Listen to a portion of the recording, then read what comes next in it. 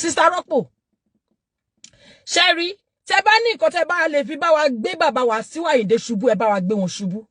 Tẹ́ bá ní nǹkan tẹ́ bá lè bá wa fi sórí wọn kodò ẹ bá wa sórí wọn kodò. Tẹ́ bá ní nǹkan tẹ́ lè fi bá wa end life wọn sórí wheelchair ẹ bá wa gbé wọn síbẹ̀. Ṣó ti yé yín? Enough is enough. Tí nǹkan tẹ́ bá ní láti ṣe tí ò bá ní jẹ́ kókó wọn lè mọ́ tẹ́ bá ní lọ́wọ́ ẹ bá wa ṣe kókó wọn má lè mọ́. Àsìkò tó Ọlọ́run ló ti fi yín sínú life wọn láti jẹ́ kẹ́ fi kí ó jẹ́ pé yín lẹ máa fojú wọn rí rédèrèdè. A lot of people condemn Rọ́pò Emmanuela. A lot of people support. A lot of people don't support Wasiu Ayinde. Sister Rọ́pò, àbí mommy Rọ́pò, àbí auntie Rọ́pò ní kípé yín. Kíní kan, anything Rọ́pò, shani whatever. Sherry, tí o bá ti ń ṣe nǹkan tí ó ti pẹ́ tí o ti ń ṣe nǹkan. Ó máa ní time tí o ní láti stop ẹ. Sherry ní àsìkò yìí. Gbogbo nǹkan tẹ́ bá ní láti fi bá bàbá wa Wasiu Ayinde jà ẹ jọ̀ọ́ ẹ bá wa bá wọn jà. Anything tí ẹ bá ní láti fi full stop sí ìranù òṣì tí wọ́n ń ṣe ẹ jọ̀ọ́ ẹ bá wa bá wọn jà. Àwọn kan ní ẹni secret wọn lọ́wọ́ ni àwọn kan ní ẹni kíní anything tí ẹ bá ní lọ́wọ́ láti fi bá Wasiu Ayinde jà lọ́wọ́ yìí ẹ bá wa bá wọn jà. Ṣé rí kíní kan lèyàn ti máa ń ṣe nǹkan kan nìyàn máa ń ṣe tí ò ní ṣerú ẹ̀ mọ́. Tí o bá ti ń ṣe nǹkan tó bá ti ń dùn mọ́yàn jù tí o bá ti ń ṣe nǹkan tó bá ti ń dùn mọ́yàn jù ìkan ló máa ṣe ni ò ní ṣerú ẹ̀ mọ́. Ṣé you understand? Sister Rọ́pò ẹ gbọ́dọ̀ fi Wasiu Ayinde sílẹ̀. Ṣé rí ìyà tẹ́ bá ní láti fi jẹ wọ́n ẹ jọ̀ọ́ ẹ bá wa fi jẹ wọ́n. Nǹkan tẹ́ bá ní lọ́wọ́ tó bá fẹ́ bà tí wọn jẹ́ ẹ bá wa jù síta. Nǹkan tẹ́ bá ní lọ́wọ́ tó bá fẹ́ bà yé wọn jẹ́ ẹ gbọ́dọ̀ hesitate ẹ má gbẹ̀bẹ̀ o. Sister Rọ́pò ẹ gbọ́dọ̀ gbẹ̀bẹ̀. Gbogbo ọ̀nà tẹ́ bá ní láti fi bá wa bá ti Wasiu Ayinde jẹ́ ẹ bá wa bà jẹ́ àsìkò tó. Ṣé rí ìranù tí wọ́n ṣe mọ̀ pé ó ti pẹ́ tí wọ́n ti ń ṣe kí wọ́n máa break heart gbogbo obìnrin káàkiri kí wọ́n máa break heart àwọn obìnrin kiri. Kí wọ́n máa bà àwọn obìnrin láyé jẹ́ tó dẹ̀ ń dùn mọ́ wọn. Ṣé rí gbogbo obìnrin tí Wasiu Ayinde fẹ́ kò sí ètínú ẹ̀ dùn. Kí wọ́n máa bá àwọn obìnrin láyé jẹ́ kí wọ́n máa bà wọ́n láyé jẹ́ kí wọ́n máa hurt feelings àwọn obìnrin ó ti pẹ́ tí wọ́n ti ń ṣe. Sister Rọ́pò ẹ gbọ́dọ̀ gbẹ̀bẹ̀ o. Anything tẹ́ bá ní láti fi dorí wọn kodò ẹ jọ̀ọ́ ẹ bá wa dorí wọn kodò. Mi ò fẹ́ mọ̀ wọ́n tó bá ń wò mí tó bá sọ pé kíní kankan tó bá ń wò ẹni kò sọ. Àsìkò ti tó fún Wasiu Ayinde láti learn in hard way. Me, I'm right behind you. Sister Rọ́pò, obìnrin lèmi, I will always get your back. Àwọn obìnrin tó bá get back yín náà, àwọn obìnrin tí wọ́n mọ iyì art, tí wọ́n mọ iyì feelings, tí wọ́n mọ nǹkan tí ó ń jẹ́ kí wọ́n break heart yàn, they will get your back. Only àwọn obìnrin kan wà tí wọ́n ní joy. Ṣé mọ̀ pé àwọn kan wà àwọn láyọ̀ rí, wọ́n fẹ́ kẹ́ wà happy nínú ilé ọkọ yẹn. Ṣùgbọ́n ní àsìkò yìí ẹ̀yin ni last bus stop. Kí ni mo sọ? Ẹ̀yin ni last bus stop. Nǹkan tí ẹ bá ní, tí Wasiu bá ní pé òun ò ṣe mọ́, gbogbo nǹkan tẹ́ bá ní láti fi bá wa dá orí Wasiu Ayinde kodò, ẹ bá wa dá kodò. Gbogbo nǹkan tí ẹ bá ní láti fi ní wọ́n lára, ẹ bá wa ní wọ́n lára. Tí o bá ti ń ṣe orí burúkú láti kékeré, tó bá tó age kan, nǹkan tó máa stop ẹ gbọ́dọ̀ stop ẹ. Tí o bá ti ń ṣe òṣì láti kékeré tó dẹ̀ ń dùn mọ́, tí o bá ń fi òṣì ṣe ayọ̀ láti kékeré tó ń dùn mọ́, tó bá tó age kan láyé, nǹkan tó máa sọ fún ẹ pé orí burúkú tó ń ṣe ó ní láti stop, ó gbọ́dọ̀ stop. Sister Rọ́pò, Sherry, tẹ́ bá ní nǹkan tẹ́ bá lè fi bá wa gbé bàbá wa Wasiu Ayinde ṣubú ẹ bá wa gbé wọn ṣubú. Tẹ́ bá ní nǹkan tẹ́ bá lè bá wa fi sórí wọn kodò ẹ bá wa sórí wọn kodò. Tẹ́ bá ní nǹkan tẹ́ lè fi bá wa end life wọn sórí wheelchair ẹ bá wa gbé wọn síbẹ̀. Ṣó ti yé yín? Enough is enough. Tí nǹkan tẹ́ bá ní láti ṣe tí ò bá ní jẹ́ kókó wọn lè mọ́ tẹ́ bá ní lọ́wọ́ ẹ bá wa ṣe kókó wọn má lè mọ́. Àsìkò tó Ọlọ́run ló ti fi yín sínú life wọn láti jẹ́ kẹ́ fi kí ó jẹ́ pé yín lẹ máa fojú wọn rí rédèrèdè. Àsìkò ti tó láti fojú wọn rí rédèrèdè.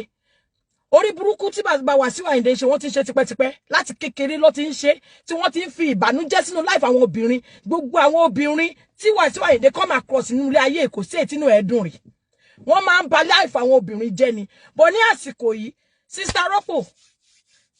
Sister Rọ́pò alájà wa Emmanuela ní àsìkò yìí ẹjọ́ mo fi Ọlọ́run bẹ̀ yín mo bẹ̀ yín pẹ̀lú ànábì wa Muhammad mo fi títóbi Ọlọ́run bẹ̀ yín mo fi ànábì wa Muhammad sallallahu alaihi wasallam mo fi bẹ̀ yín gbogbo nǹkan tí ẹ bá ní lọ́wọ́ láti sórí wọn kodò ẹjọ́ ẹ má jẹ́ kó ṣàìṣeéṣe gbogbo nǹkan tí ẹ bá ní lọ́wọ́ láti gbé bàbá wa Wasiu Ayinde sórí wheelchair ẹjọ́ ẹ má jẹ́ kó ṣàìṣeéṣe ẹ má gbẹ̀bẹ̀ anybody tó bá bẹ̀ yín ṣe rí nǹkan táwọn náà bá ní against ẹ jẹ́ kó tú ẹ̀ síta a wà lẹ́yìn yín bí ké ọkùnrin tó bá ní òun ò ní fọwọ́ síbi tọ́wọ́ ń gbé àsìkò ti tó nísìn tẹ́yìn náà gbọ́dọ̀ dórí wọn kodò ṣé nǹkan tí mo sọ yé yín sìn Rọ́pò I got your back obìnrin lèmi náà mo wà nílé ọkọ tí ọkùnrin bá wà tó bá ní òun ò ní mọ bó ṣe ń fi happiness sínú life obìnrin òun fẹ́ máa bà ayé obìnrin jẹ́ òun fẹ́ máa bà ayé wọn jẹ́ òun fẹ́ máa disrespect obìnrin ọkùnrin tí ò ní manners ọkùnrin tí ò ní ọpọlọ ọkùnrin tí ò mọ bó ṣe ń tọ́jú obìnrin ọkùnrin tí ò ní respect fobìnrin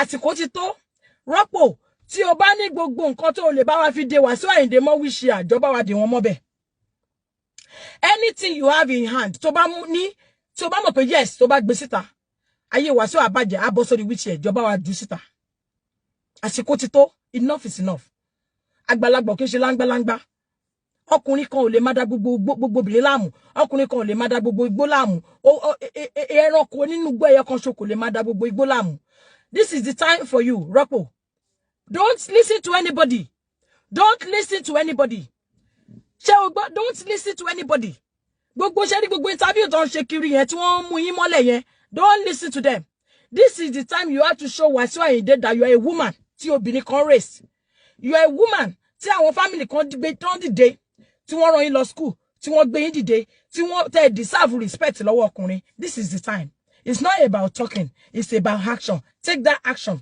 ọkùnrin ò gbọ́dọ̀ má disrespect obìnrin tí ẹ bá fojú wọn yílẹ̀ àwọn ọkùnrin míì tún máa ṣe bẹ́ẹ̀ ẹ jọ̀ọ́ ẹ bá mi share video yìí ẹ bá mi press love button ẹ bá mi share either o like nǹkan tí mo sọ o like ẹ bá mi share either o like nǹkan tí mo sọ o like ẹ ni wo ṣá bá mi share kò kan ayé o like nǹkan tí mo sọ o like nǹkan tí mo sọ má tẹ love button ṣá bá mi share bójú fẹ́ share fáwọn ọ̀tá ni bójú fẹ́ share fáwọn tó lọ́pọlọ ni bójú fẹ́ share fáwọn àwọn haters ni I don't care just share it.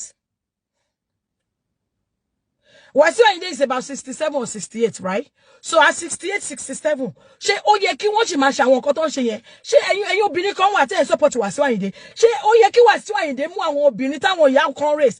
Ṣé ẹ̀rí Manuela ẹ̀rí pé owó lọ́ fi tọ́ ni? Wasiu Ayinde have no respect for women.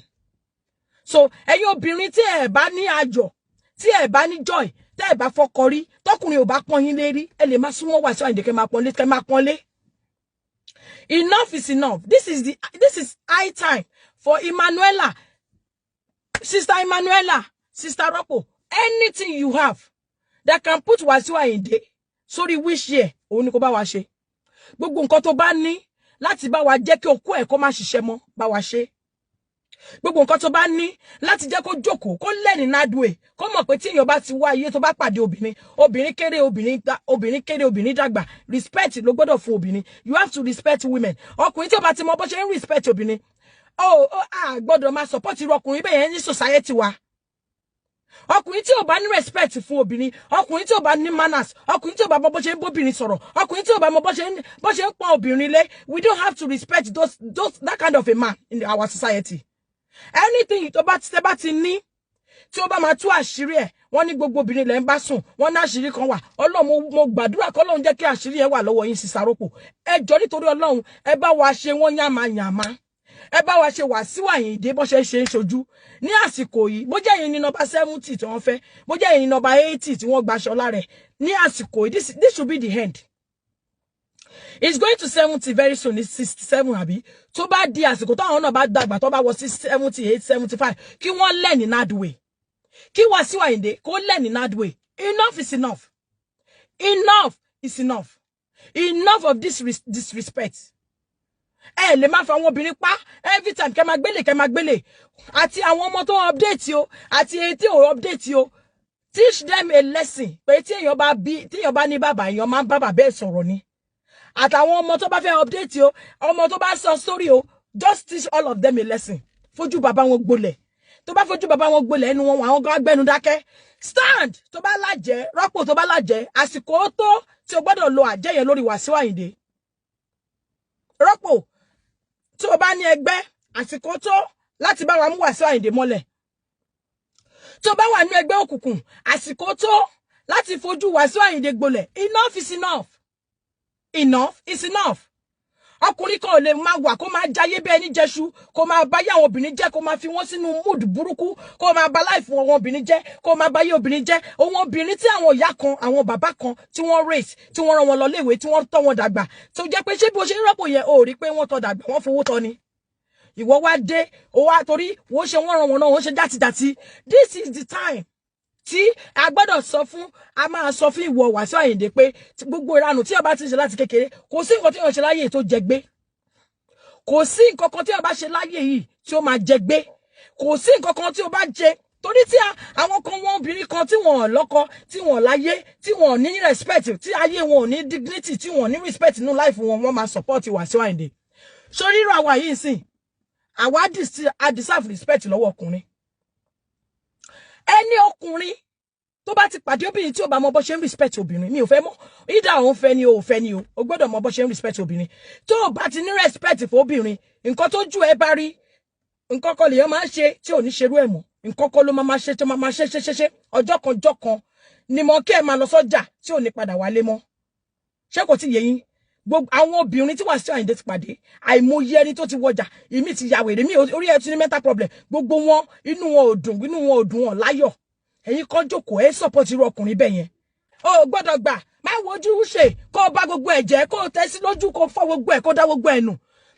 gbogbo nǹkan tí Wàsíù Àyìndé ti ṣe láti joy I believe in you pé wọ́n ló máa bá wa gba gbogbo òṣìṣẹ́ lọ́wọ́ ẹ̀ stand up strong don't let them manipulate don't let them get anything from you if anything should happen to you kó pariwo síta anything o gbọ́dọ̀ ṣe nǹkan ló rán ẹ lọ school can you imagine àwa náà lọ́mọbìnrin nínú ilé kí o tọ́ ọmọbìnrin ẹ dàgbà kọkùnrin kọ́kọ́ máa play pẹ̀lú àtiwọn kó máa play pẹ̀lú àtiwọn ẹ̀yin kan ẹ̀yin olórí burúkú obìnrin kan wá jókòó tì lẹ́yìn ẹ̀ sọ pé ọkùnrin ni Wàsíù so tọkùnrin bá ti wà ó gbọ́dọ̀ máa play pẹ̀lú àti obìnrin àbí àwọn ọmọ yín obìnrin tẹni lè gbà kọkùnrin máa play pẹ̀lú àtàwọn ọmọ tẹran lọ school tẹ́tọ́ dàgbà so Wàsíù Àyìndé this is àsìkò rẹlẹ̀ rọ́pò please Ọlọ́run ti gbé ìyà tó máa jẹ tẹ̀lé ẹ ọjọ́ tó ti lọ bá rọ́pò láti mọ̀ kó o máa jẹyà o lè máa ṣe lọ títí o ti dàgbà nísìn o kò gan mo bóyá kókó yẹn gan ṣe wà kò lè le mọ́ we won't take it anymore we will not take it any longer rọ́pò we are behind you rọ́pò we are behind you.